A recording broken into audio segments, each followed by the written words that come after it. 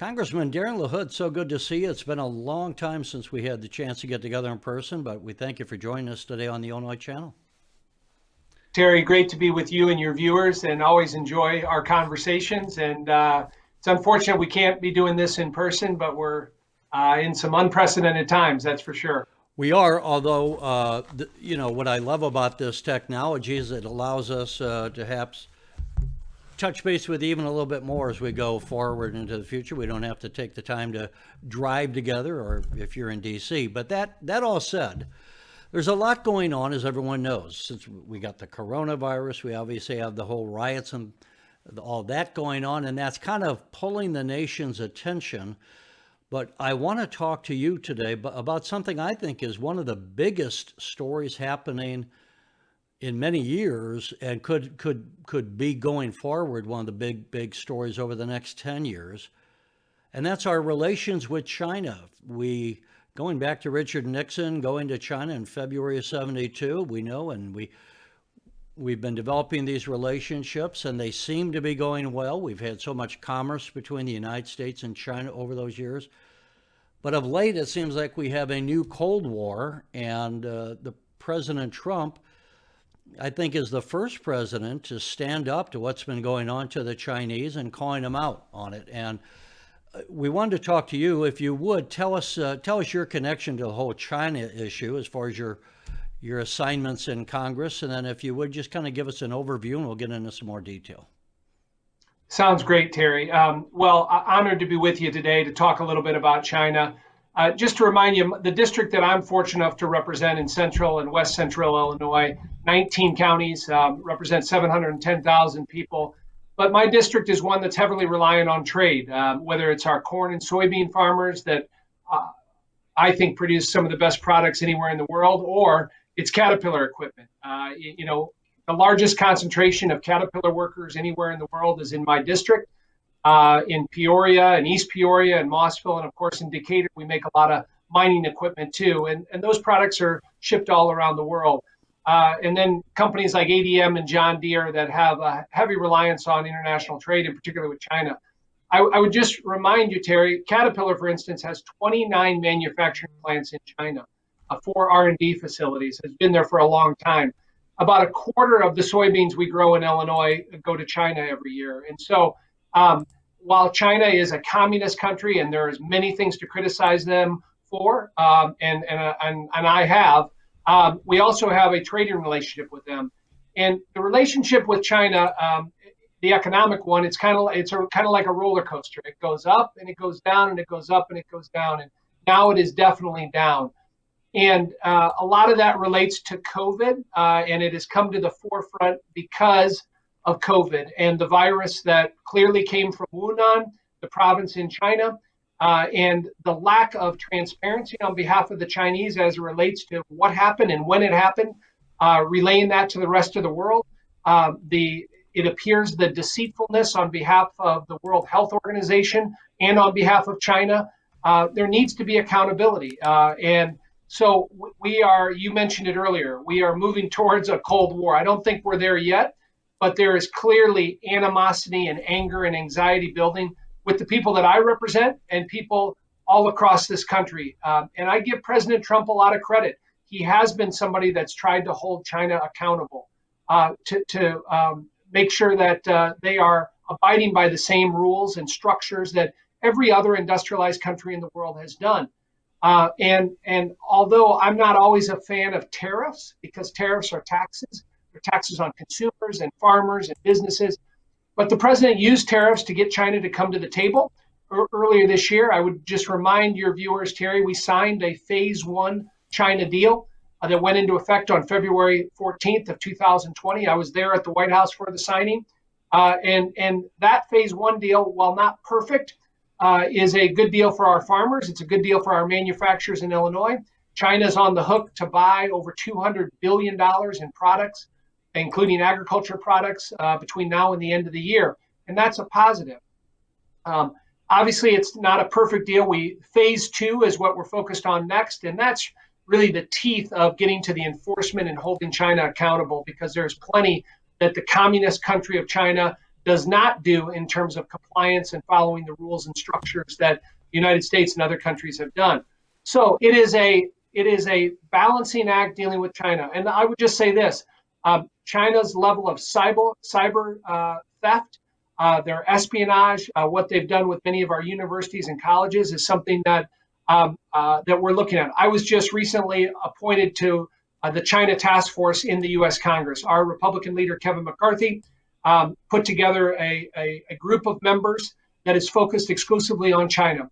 And what we have been tasked with, Terry, is coming up with a report that will be issued to Congress within the next 2 months here that lays out what we should be doing to counteract China.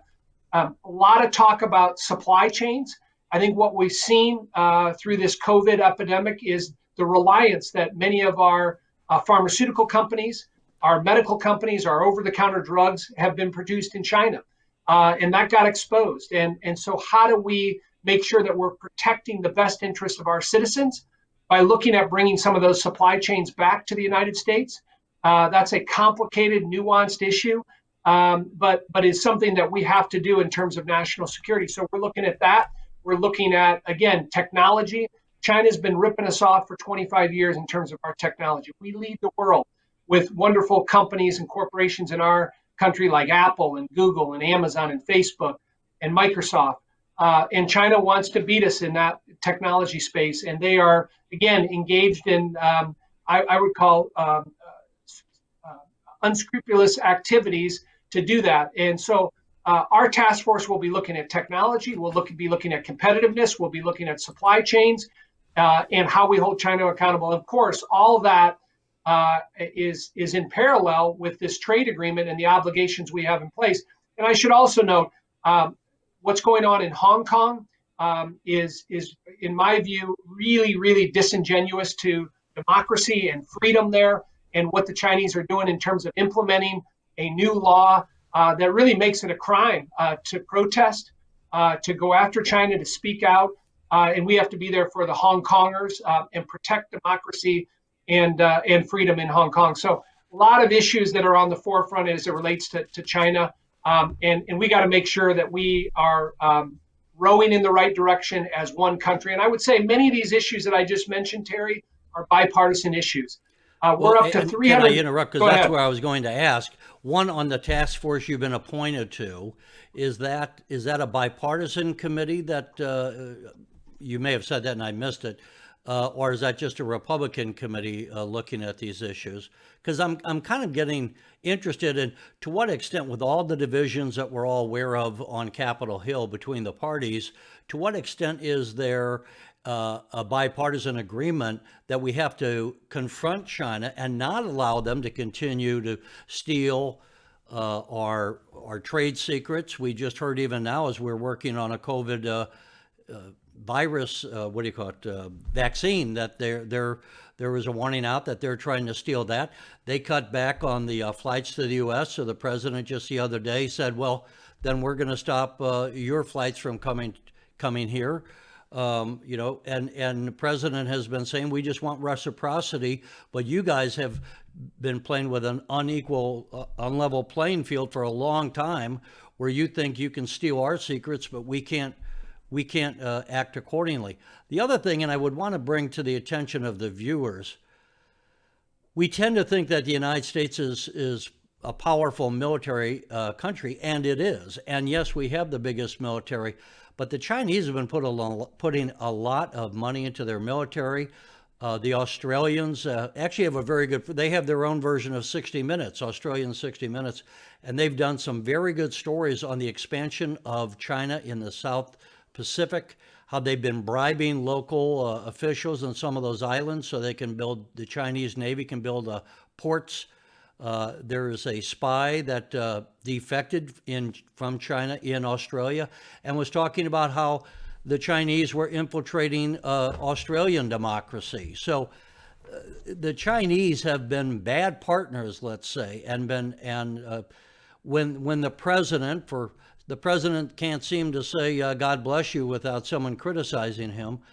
I just don't know. Are the Democrats colleagues in Congress? Are they going to work with the Republicans and confront this on behalf of the nation, or are there divisions? And as well as any more that you want to bring up, that what you think are the really key issues that all of Americans should be paying attention to in this regard. Well, thanks for that, Terry.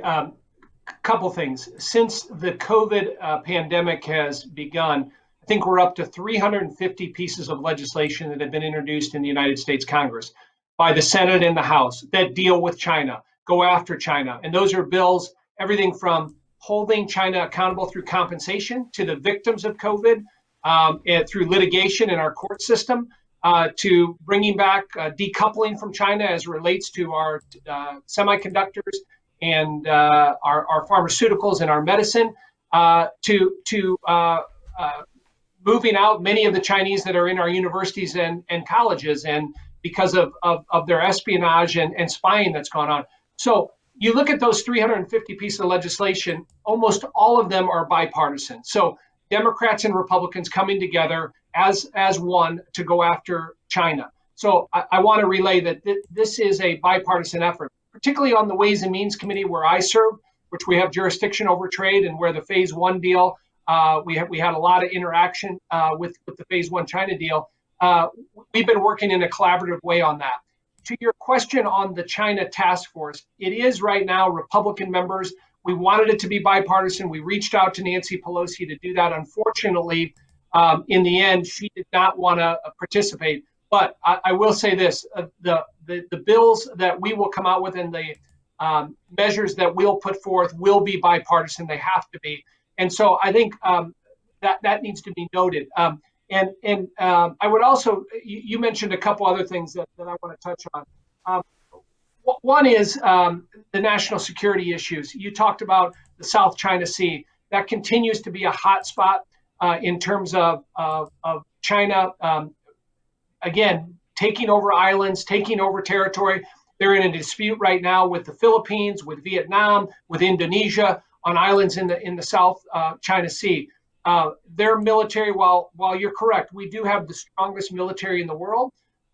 China is quickly gaining on us. They continue to pour more and more money into their military, and it's something that we need to be aware of. But the bottom line is China does not abide by the same rules, structures that have been put in place. For instance, the World Trade Organization, we have been a part of. We brought China into the World Trade Organization in 2001. And it was under the agreement that China would then rise to the level of every other industrialized country in the world, our European allies, the Japanese, and the Koreans.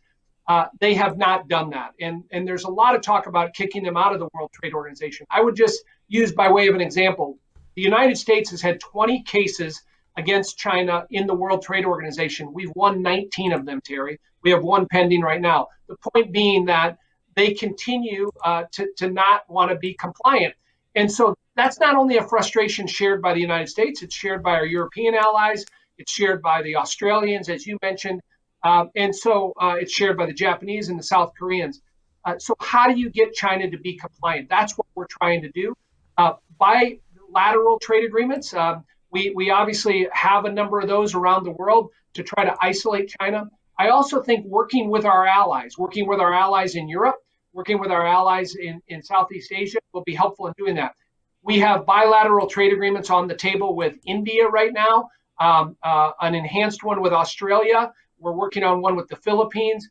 All of these, we signed one earlier this year with the Japanese. Those are going to be helpful in terms of trying to isolate China. So there's a lot of issues that need to be dealt with, but clearly there is a palpable and anger building in the Congress as it relates to China in a bipartisan way. We talked just a little bit about the COVID, and that everyone's aware of how the Chinese allowed people from Wuhan to travel around the world and spread that virus, so it became a pandemic. At the same time, they weren't allowing the people from Wuhan to go to Beijing. So they obviously knew there was a danger despite what they were saying. I'm wondering, to what extent do you get the feeling, and I don't know to what extent you talk to people like perhaps the Indian ambassador to the United States or other ambassadors, to what extent has China the Chinese government damage themselves with other nations around the world because of this COVID, that might make it more likely that some of those nations perhaps see the China for what it is, and the threat that it poses, not just to the United States, but to where maybe these other countries feel that they also have a fight or an iron in the fire as well, so to speak. Yeah, a great point, Terry. The lack of trust was, I think, solidified by what we saw with China as it related to the pandemic. They have lost a lot of trust around the world because of their lack of transparency, their deceitfulness, their lying as it related to COVID. And I think countries recognize that. And I think, again, President Trump's rhetoric has been strong on China, but I think it's been appropriate. How do you teach them to behave differently? You look at the World Health Organization, and you saw recently that the president announced he's withdrawing from that. But China manipulated the World Health Organization, manipulated the president there, didn't give accurate information. And ultimately, the World Health Organization lied to us. And so there needs to be accountability, but that has not gone unnoticed by countries around the world. I would also say, as a part of that, China has started this initiative in the last 5 years called the One Belt, One Road, where they have essentially tried to use their positioning around the world to gain access for building ports and dams, particularly in Africa, in poor countries, third world countries. And what has been noticed with the One Belt, One Road is it sounds great that China's going to come in and finance maybe an infrastructure project for you. Maybe it's an airport in Africa. Maybe it's a hydroelectric dam. It may be a port that they've done in Pakistan and other places. But what they've ended up finding out is that China promises a lot, and the quality that comes through is really inadequate. And I think it's again, examples like One Belt, One Road and the deficiencies there, and what happened with COVID is continuing to damage China around the world. And ultimately, what we hope is we want to have an economic and a trading relationship with China. We don't like what they do in terms of how they treat their people, the forced labor camps that affect the Uyghurs in the western part of the country. We don't like what they've done in Hong Kong, and we're going to continue to speak out. But economically, let's remember, they are the largest country in the world, 1.4 billion people. They have a middle class of close to 500 million people.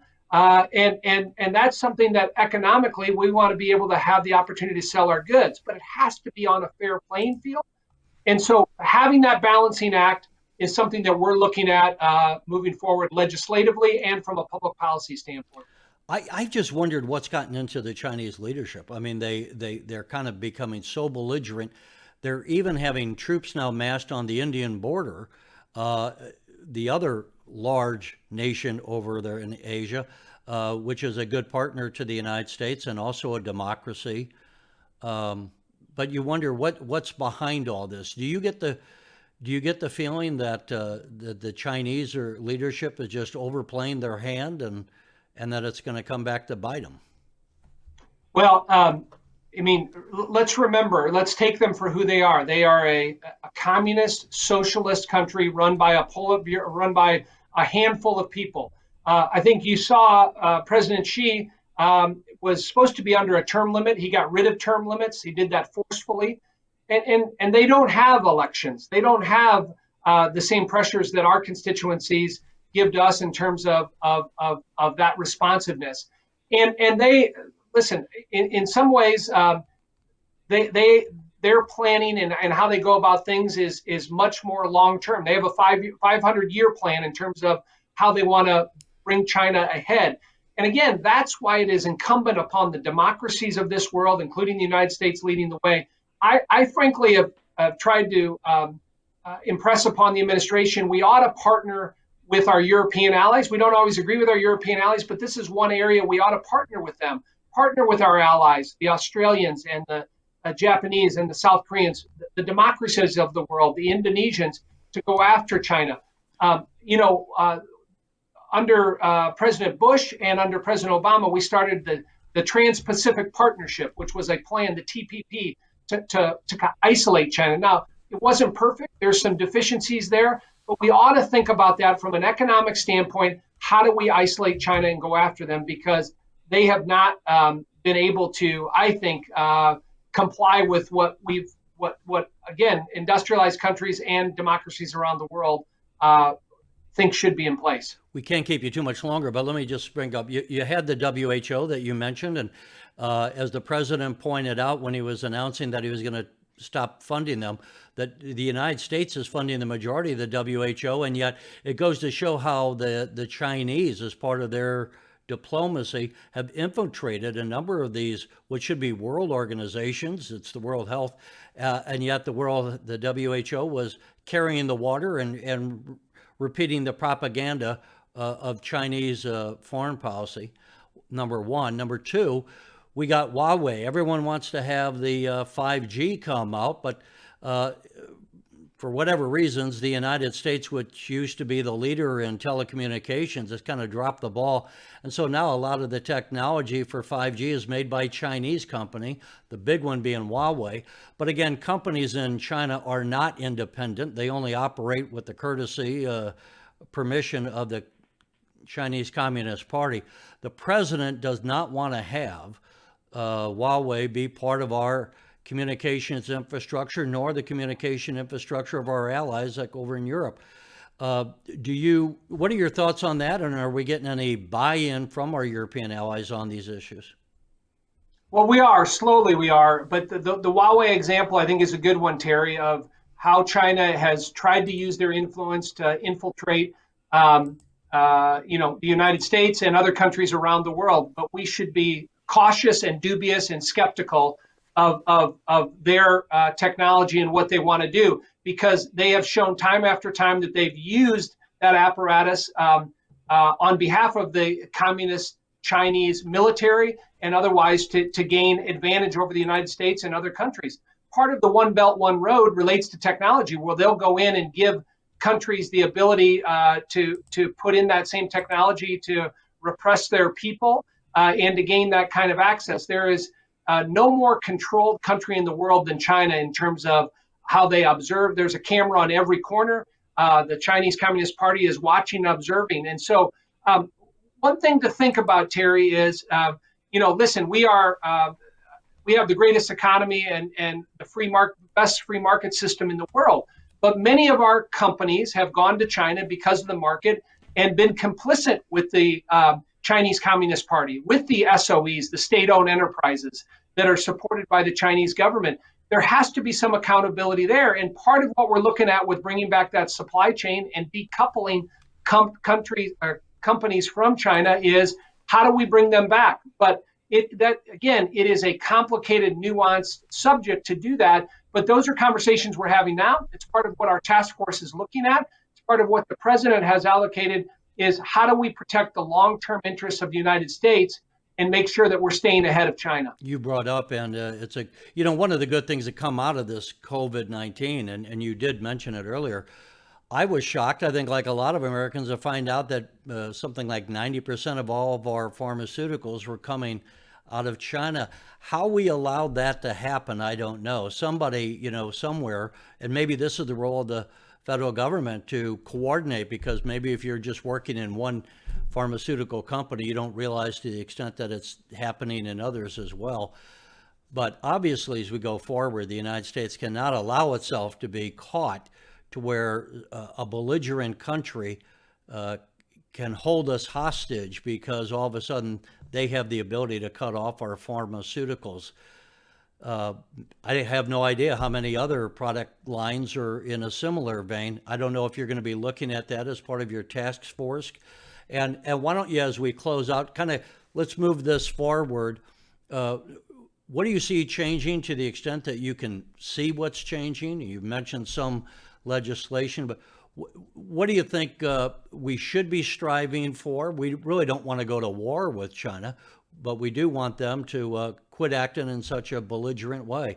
What's realistic that we can accomplish, let's say, in the next 3 to 5 years? Yeah, couple things. Obviously, we won. People forget because it's a long time ago, but the Cold War we had with Russia Ronald Reagan did a wonderful job in bringing down the Russian Empire, and George Bush too. And a lot of people were skeptical whether we could do that. China is different than Russia, different than the communist Russian state, but there are similarities. I mean, we as a country are resilient, we're resourceful, we are dogged, and we are going to work to win, this potential Cold War with China. And we have to be willing to look at everything, and that includes obviously our business enterprises and what we do with China. And I think there's a couple things that we'll be looking at. Obviously, the phase one deal and the obligations the Chinese have the United States between now and the end of the year. Are they going to comply with that and fulfill those? Secondly, do they want to move to phase two, which is the real enforcement mechanisms? Are they going to hold people accountable there? That's another thing that we'll be looking at. I go back to President Trump.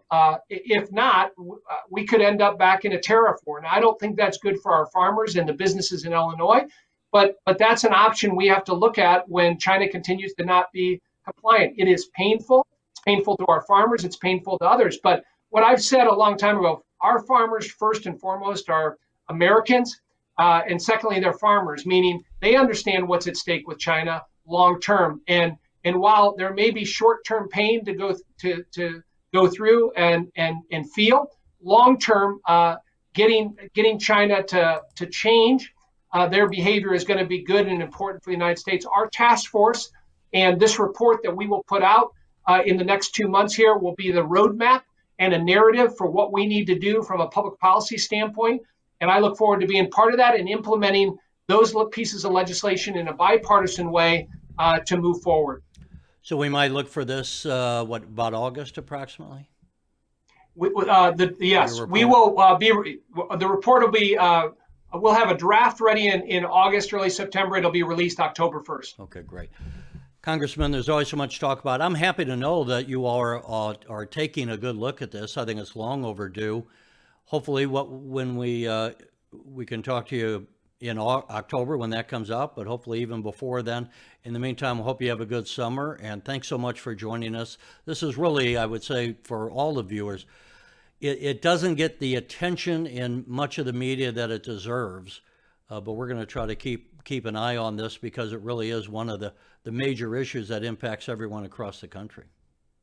Yeah. Well, thank you, Terry, for having me on. Great to be with you and your viewers, and we'll look forward to visiting with you again. Thanks so much, sir. Thanks for watching, and if you haven't already, please consider subscribing to our channel. And while you're at it, please leave us a comment. Thank you for watching.